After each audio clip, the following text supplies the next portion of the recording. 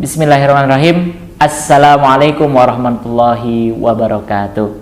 Sobat Abqari Syariah Media, kembali lagi di cerita Nabi-Nabi. Dan kali ini kita akan membahas tentang negosiasi dan upaya-upaya yang dilakukan oleh kaum kafir Quraisy untuk menghentikan dakwah Rasulullah Shallallahu Alaihi Wasallam. Oke, teman-teman. Negosiasi yang pertama ini dilakukan oleh Utbah bin Rabi'ah. Utbah bin Rabi'ah ini merupakan salah satu pimpinan dari suku di Quraisy. Nah, beliau ketika itu sedang berkumpul dengan teman-temannya. Dan mereka membicarakan nih bahwasannya dakwah yang dilakukan Rasul ini semakin menggeliat, semakin berani, dan pengikutnya pun semakin banyak. Akhirnya membuat kaum kafir Quraisy ini menjadi galau. Nah, Utbah bin Rabi'ah kemudian menginisiasi, teman-teman, saya mau nyoba deh ngobrol face to face dengan Nabi Muhammad SAW agar Muhammad ini memberhentikan dakwahnya. Nah, ketika itu teman-temannya mendukung semua, ya silakanlah, harus segera dihentikan. Akhirnya saat itu Utbah bin Rabi'ah mendatangi Rasulullah SAW dan beliau mengatakan, wahai saudara, anak dari saudaraku, saya hendak mengucapkan sesuatu kepadamu gitu. Ya, intinya saya mau ngobrol lah dengan engkau gitu. Nah, kemudian Rasulullah SAW mempersilahkan, silakan saja Utbah, sampaikan apa yang hendak engkau sampaikan dan saya siap untuk mendengar. Itu jawaban dari Rasulullah SAW. Kemudian Utbah menyampaikan, wahai Muhammad, wahai anak saudaraku, apabila dakwah yang engkau lakukan ini berorientasi kepada harta, maka kami bersedia untuk memberikan harta kami kepada engkau dan engkau menjadi orang paling kaya di antara kami. Satu. Kemudian yang kedua, jika apa yang engkau lakukan saat ini, maksudnya berdakwah, karena engkau ingin mendapatkan kedudukan, sesungguhnya kami bersedia untuk mengangkatmu menjadi raja di antara kami. Artinya Rasul menjadi pimpinan tertinggi. Dan apabila engkau menginginkan seorang tabib, misalnya Nabi Muhammad sakit, Nabi Muhammad diganggu jin dan lain sebagainya, maka kami bersedia untuk mencarikan tabib terbaik untukmu. Tapi dengan syarat, Muhammad, dengan syarat, wahai anak saudaraku, engkau hentikan dakwah ini. Tidak lagi mencela agama-agama kami, tidak lagi mengatakan kami musyrik, tidak lagi mengatakan kami kafir dan lain sebagainya. Intinya berhenti mendakwahkan Islam. Itu permintaan dari Utbah bin Rabi'ah. Maka ketika itu Rasulullah SAW mengatakan, sudah selesai atau belum gitu. Maka Utbah bin Rabi'ah mengatakan, ya sudah, silahkan ditanggapi Muhammad. Kemudian Nabi Muhammad SAW tidak menjawab apa yang disampaikan oleh Utbah bin Rabi'ah, tapi beliau membacakan surah Fussilat ayat 1 sampai 5. Nah, ketika itu Utbah bin Rabi'ah juga malah ikut mendengarkan apa yang disampaikan Rasul. Seolah-olah Utbah bin Rabi'ah itu kagum gitu dengan apa yang dibacakan Rasulullah SAW, karena ia merasa seperti orang-orang pada umumnya yang ketika itu mendengar Al-Quran, ya, ini bukan kata-kata biasa, ini tidak mungkin seorang penyair bisa bikin kata-kata seperti ini dan lain sebagainya. Seketika itu akhirnya Utbah bin Rabi'ah pun pergi dengan raut wajah yang berbeda, dan beliau menyampaikan kejadian tersebut. Respon teman-temannya akhirnya malah meledek Utbah gitu.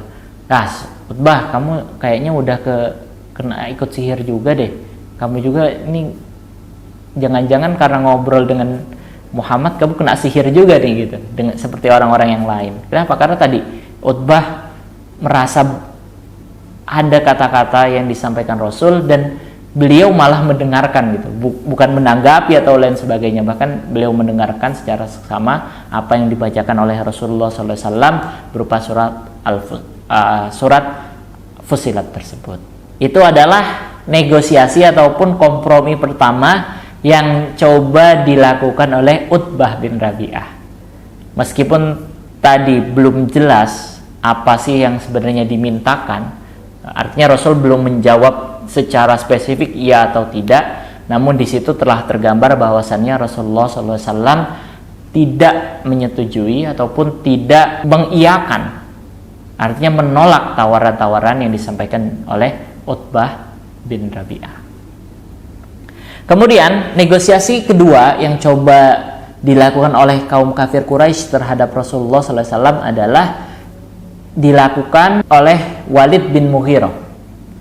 Ya, Walid bin Mughirah bersama teman-temannya mencoba mendatangi Rasul untuk bernegosiasi kembali. Nah, ini beda tapi negosiasinya.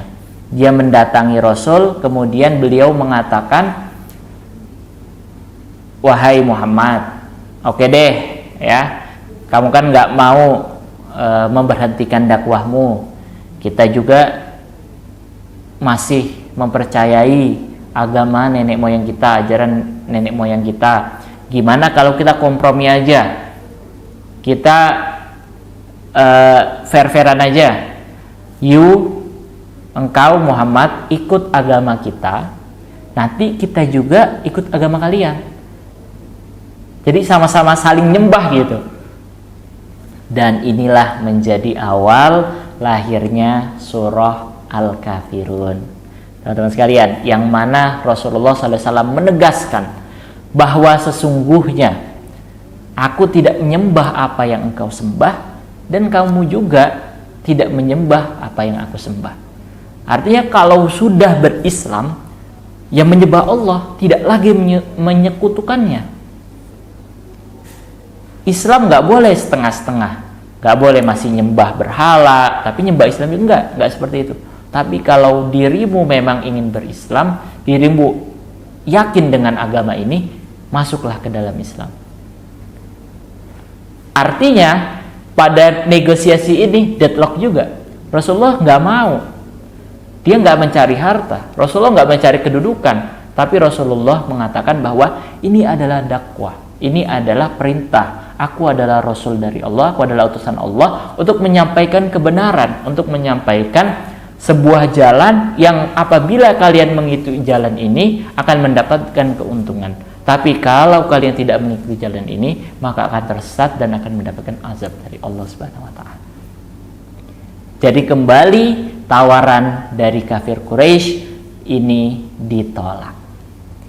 Akhirnya sudah bingung teman-teman sekalian.